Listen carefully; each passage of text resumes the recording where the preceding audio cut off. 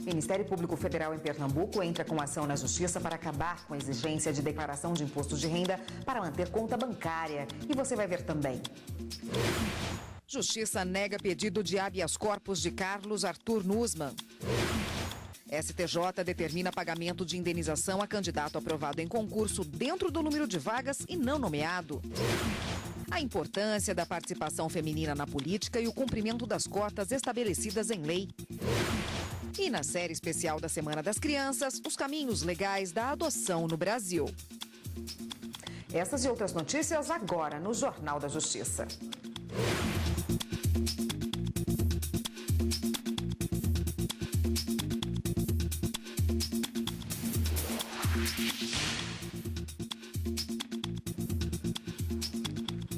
Olá, boa tarde para você. A Justiça Federal negou o pedido de habeas corpus de Carlos Arthur Nussmann. Ele é investigado por suposta compra de votos do Comitê Olímpico Internacional para a eleição da cidade do Rio de Janeiro como sede dos Jogos Olímpicos de 2016. Gisele Garcia tem os detalhes para a gente. Boa tarde, Gisele. Boa tarde, Érica. Boa tarde a todos que nos acompanham. A decisão foi do desembargador federal Abel Gomes, ele que é da primeira turma especializada do Tribunal Regional Federal da 2ª Região. Ele entendeu que as decisões da primeira instância estão bem fundamentadas, decisões que resultaram na prisão de Nussmann, e entendeu também que elas apontam o envolvimento do acusado na assinatura de contratos com empresas relacionadas no esquema de corrupção comandado pelo ex-governador do Rio de Janeiro, Sérgio Cabral. Nussmann foi preso pela Polícia Federal no último dia 5 de forma provisória, mas a prisão provisória foi convertida em preventiva na última segunda-feira pelo juiz Marcelo Bretas, da 7ª Vara Federal do Rio de Janeiro. Com a decisão do desembargador, Nussmann segue preso por tempo indeterminado. Érica. Obrigada, Gisele. Moradores de uma vila nas margens da BR-393, em Barra do Piraí, no Rio de Janeiro, foram surpreendidos com processos de desapropriação. No local está prevista a construção de um anel viário. Eles recorreram ao Ministério Público Federal, que busca uma solução negociada. Nós vamos brigar e não vamos aceitar, essa situação. Nós não vamos sair das nossas casas. Uma vila no meio do caminho de um projeto de expansão de uma rodovia. É assim que a empresa Acciona, responsável pela obra de duplicação, vê o caso. Os moradores da Vila Maia enxergam de forma bem diferente. É a luta da gente de vida toda, né? Trabalho que a gente trabalhou a vida toda para construir e agora vem a Acciona querendo levar tudo. Para a gente, o melhor seria eles mudarem, eles acharem um outro traçado para esse rodoanel deles. A vila fica na beira da BR-393, no município de Barra do Piraí, a pouco mais de 100 quilômetros do Rio de Janeiro. Os moradores foram pegos de surpresa com os pedidos de desapropriação. Fiz um sacrifício danado, gastei muito dinheiro para fazer a casa, né? E agora estão querendo desapropriar a gente aí. Com medo de perderem as casas, os moradores pediram ajuda ao Ministério Público Federal. Questionaram se a obra não poderia ser feita em outro lugar. O caso está na Justiça. O MPF tenta encontrar uma solução para os dois lados. Existem mais ou menos 20 ações judiciais de desapropriação naquela área e não há demonstração de alternativas que tenham sido consideradas ou de discussão com a comunidade sobre esse problema. O Ministério Público Federal, então, tem intervindo nesses processos, tem discutido a necessidade disso ser observado e vem propondo uma solução alternativa junto à Agência Nacional de Transportes Terrestres, a ANTT, e buscar uma solução conciliatória como já se adotou em outras oportunidades. Os ministros do STJ decidiram que um candidato aprovado dentro do número de vagas em um concurso público e não nomeado vai receber indenização. A decisão foi da primeira turma do STJ, confirmando o julgamento monocrático do ministro Benedito Gonçalves. De acordo com o ministro, os concursos públicos já exercem uma carga de estresse e ansiedade nos candidatos. E esse quadro é agravado quando a administração pública não age com respaldo no ordenamento jurídico, causando dor e sofrimento. No caso julgado, o candidato alegou que foi aprovado em 2006 em um concurso para um cargo temporário e que o edital previa que os selecionados seriam contratados em até 4 anos. Mas, mesmo sendo classificado dentro do número de vagas, ele não foi nomeado durante o prazo estabelecido.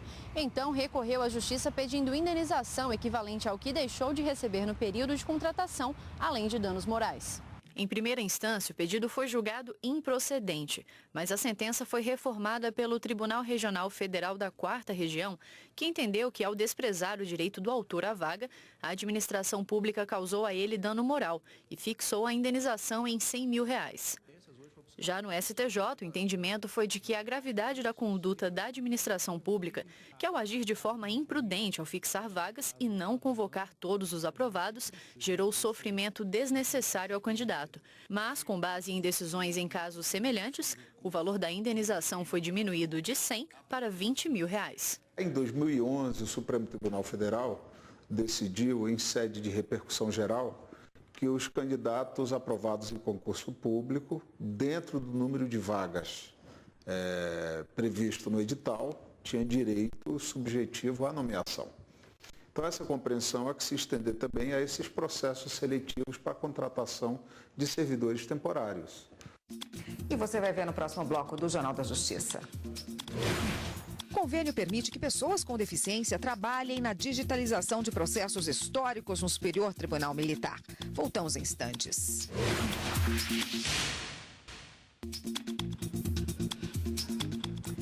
A Justiça do Trabalho negou o recurso de um servidor público que tentou reverter a demissão por justa causa após ter confessado que desviou o combustível de um município do interior do Paraná.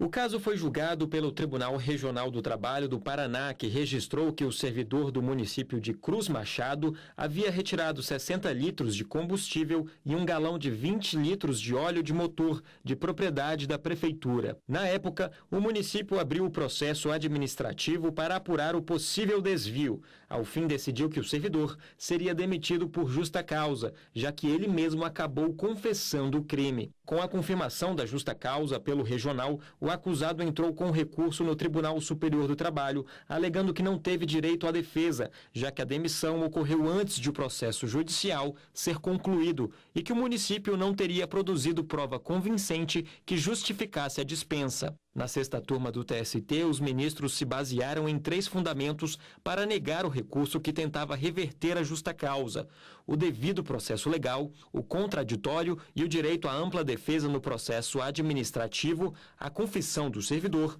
e o fato de o inquérito judicial não ser necessário para confirmar a perda de cargo de servidor público, nos termos do artigo 41 da Constituição Federal, podendo ser feito por processo administrativo. A defesa do servidor pediu uma nova análise na SDI-1, informando que ele foi absolvido na área criminal e questionando o cálculo do desconto referente ao imposto de renda. O relator do caso na seção 1 de dissídios individuais, ministro José Roberto Freire Pimenta, manteve o entendimento da turma. Quanto aos descontos fiscais, também o recurso de embargos teve segmento denegado por decisão monocrática, na verdade, deste relator, porque o apelo carecia de fundamentação adequada. O relator também negou o recurso relativo ao imposto de renda, pedido feito apenas na SDI-1, por entender que houve litigância de má-fé e aplicou multa de 2% sobre o valor corrigido da causa ao servidor.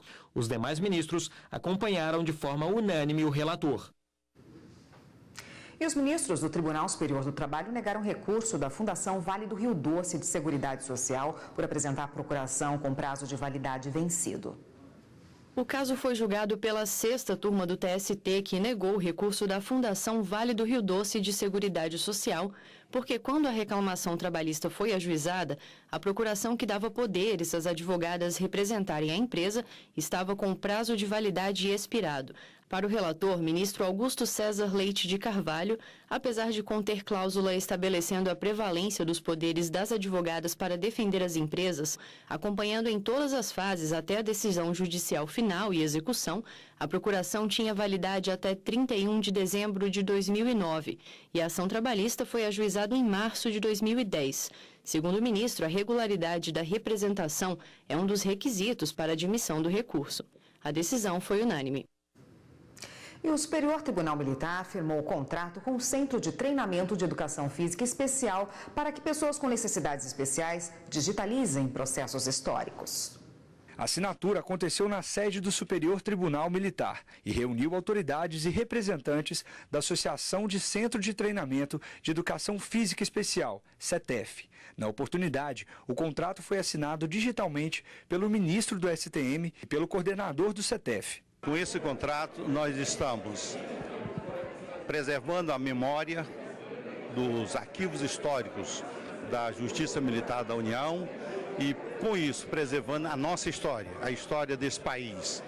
E, ao mesmo tempo, estamos atuando com responsabilidade social, com inclusão social, contratando pessoas que têm dificuldades notórias de conseguir alguma colocação, algum trabalho. A digitalização será feita por atletas portadores de necessidades especiais do CETEF e vai empregar diretamente 12 pessoas e mais de 100 profissionais indiretamente.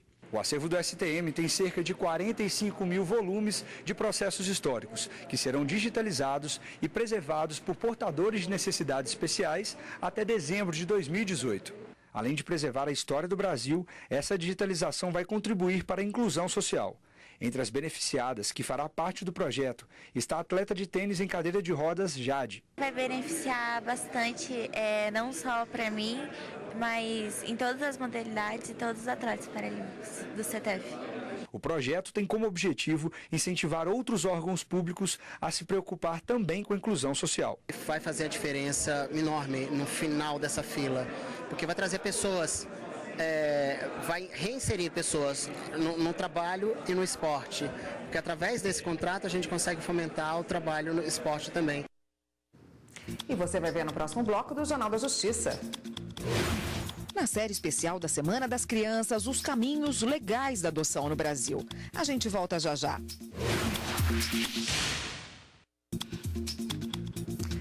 Na hora de votar, as mulheres são maioria entre o eleitorado brasileiro. Já para receber os votos, haja esforço. Nas últimas eleições municipais, em 2016, teve candidata que não teve nenhum voto. A mulher é maioria na hora de votar.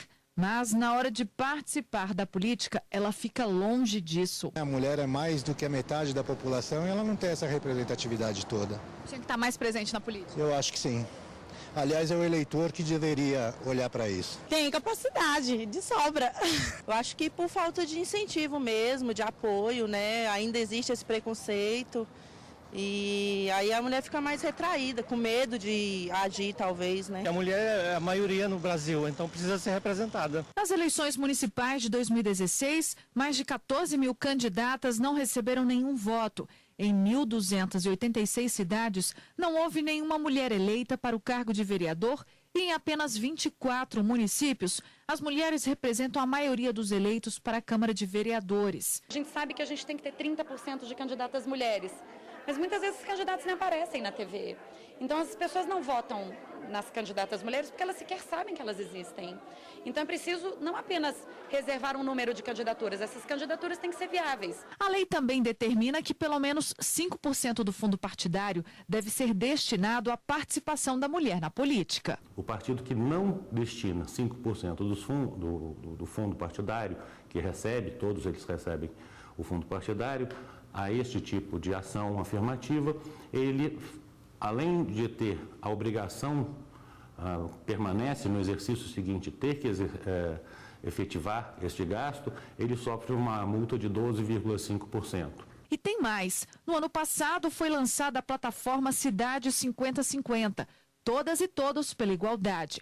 Uma parceria da ONU Mulheres, do Tribunal Superior Eleitoral, do Instituto Patrícia Galvão e do Grupo de Pesquisa sobre Democracia e Desigualdades da Universidade de Brasília. Foi um primeiro passo para que candidatos e candidatas se pudessem comprometer com uma agenda que avance pelos direitos das mulheres e que eleitos e eleitas dessa fase agora, pós-eleições, que também se podem comprometer com a mesma agenda, assumam esse compromisso.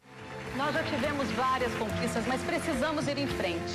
Faça você parte das decisões do seu bairro, da sua comunidade, do seu município. Quanto mais participação feminina na política, mais democracia. Bom, e para conversar conosco sobre esse assunto, o Jornal da Justiça recebe hoje a ex-ministra do Tribunal Superior Eleitoral, Luciana Lócio. Boa tarde, doutora. Boa tarde.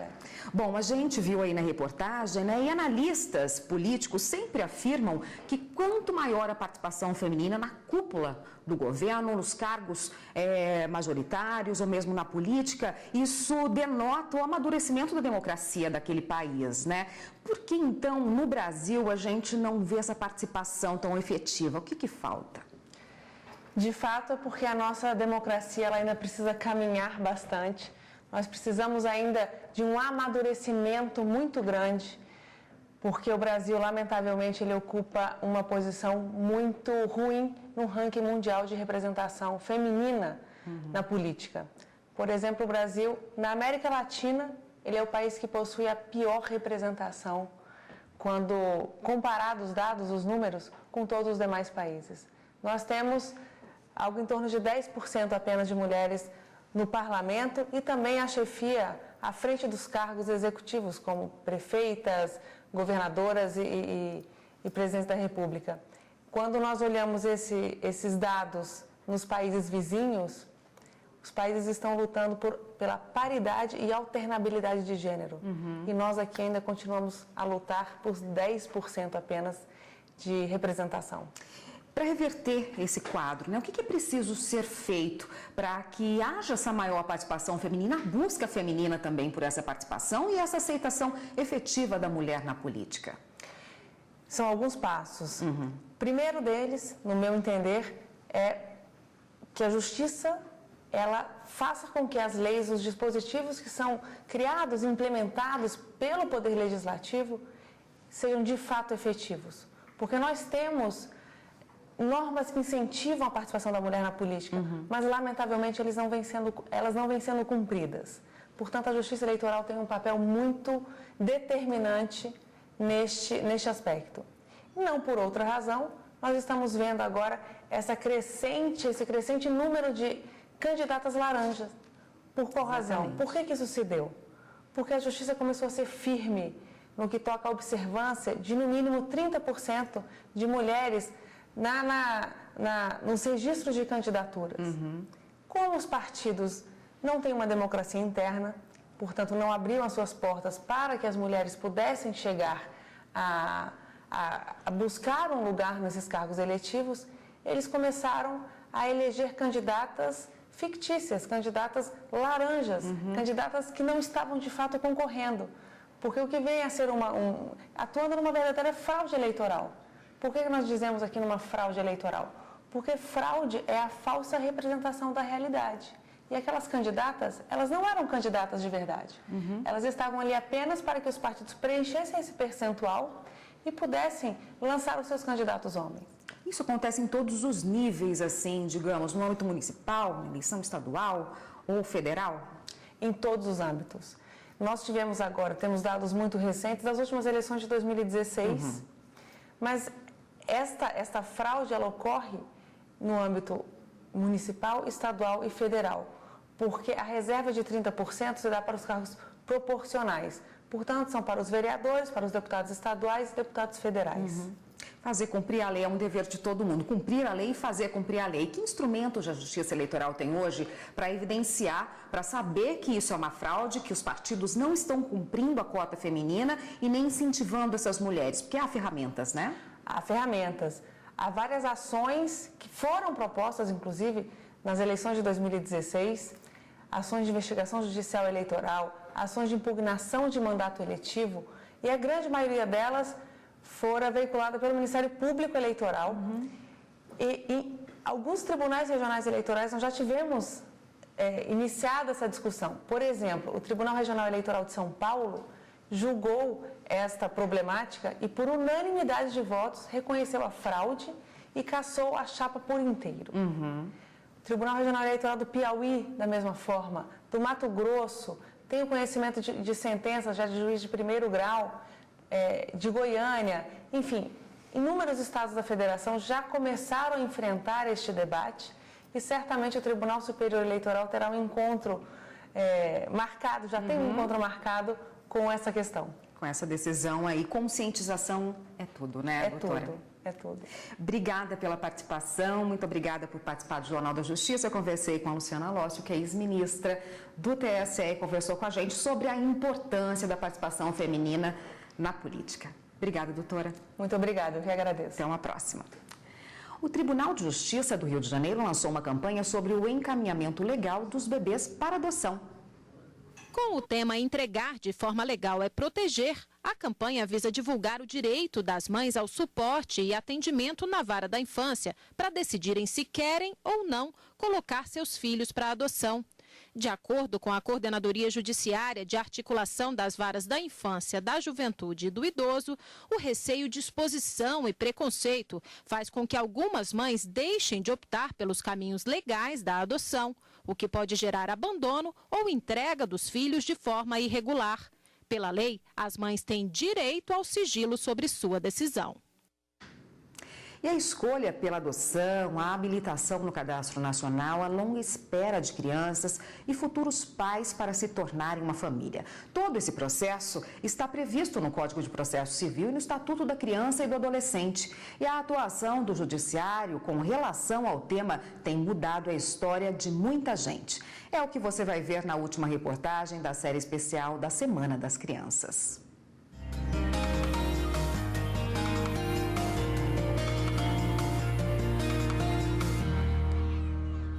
Somos pais de 3 jovens lindos, maravilhosos, inteligentes, que têm 21 anos, o mais velho, o Lucas, Iago tem 19 anos e Maria Estela tem 18 anos. E os 3 chegaram até nós por meio da adoção. Exercer a maternidade e a paternidade, ela é um exercício constante de afeto, de conflito, de construção, de desconstrução, de surpresa, de desafio, porque você tem uma criança que está muito bem agora, amanhã ela não está, ela pode adoecer, ela pode, enfim, tem uma série de situações. Se você não tiver um amor bem formado, essa adoção não vai dar certo.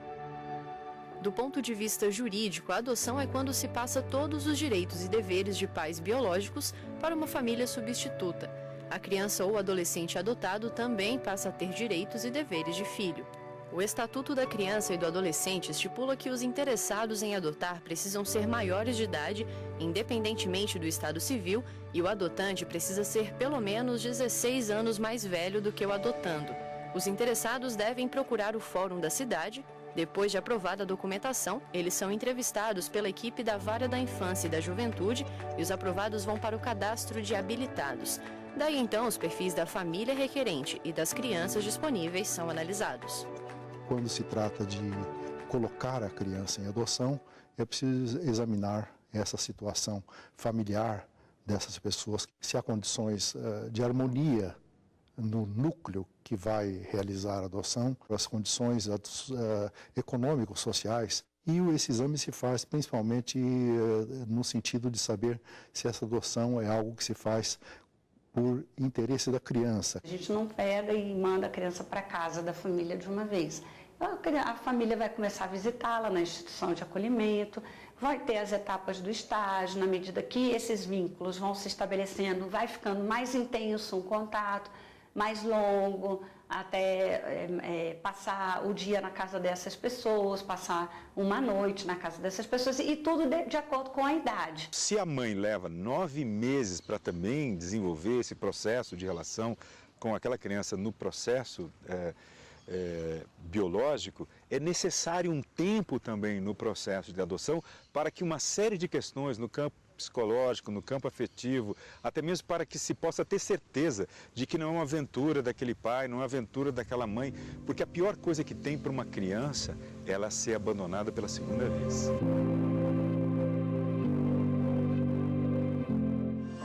Uma ferramenta importante lançada em 2008 pela Corregedoria Nacional de Justiça foi o Cadastro Nacional de Adoção. É uma ferramenta digital de apoio aos juízes das varas da infância e da juventude na condução dos processos de adoção em todo o país. Ao cruzar informações, o sistema permite a aproximação entre crianças e pessoas de todos os estados que tentam uma adoção. No momento em que um juiz insere os dados de uma criança no sistema, ele é informado automaticamente se há pretendentes na fila de adoção compatíveis com aquele perfil. O juiz, quando ele vai deferir essa adoção, ele tem que perceber o quê? A condição daquela criança, quanto tempo ela está acolhida. A nova lei fala, criança ficar lá no máximo 2 anos em acolhimento. Quer dizer que toda criança tem que ficar lá 2 anos em acolhimento? Não. Eu tenho que garantir que ela fique o menor tempo possível. Muitos casos envolvendo adoção acabam chegando ao Superior Tribunal de Justiça. Em um deles, os ministros julgaram o caso de uma menina que foi entregue pela mãe biológica a um casal. Quando a criança tinha quase 2 anos de vida, o Tribunal de Justiça de São Paulo determinou que ela fosse entregue a um abrigo. O casal recorreu e no STJ os ministros entenderam que a observância do cadastro de pessoas interessadas em adotar não é absoluta. A regra legal tem suas exceções para avaliar o princípio do melhor interesse da criança. Uma das exceções é, por exemplo, quando existe vínculo afetivo entre a criança e o pretendente à adoção, como no caso julgado. Assim, foi decidido que a menor ficasse com o casal até o julgamento final da ação. Por meio de decisões como essa, o judiciário tem mudado ao longo dos anos a vida de muitas pessoas. O trabalho realizado pela Justiça é extraordinário e no decorrer de toda a história, sempre as questões ligadas à adoção lidaram com a atividade do juiz. E do juiz mesmo, a pessoa do juiz que examina a questão da adoção, verificando como um sentimento pessoal do juiz aquilo que seja o melhor para a criança que vai ser adotada. E esse trabalho no decorrer da história é inimaginável. O fato da Estela e do Iago serem irmãos biológicos, eles nem lembram disso, porque na verdade os 4 são irmãos, né? Porque os laços de afeto são infinitamente maiores do que os laços de sangue.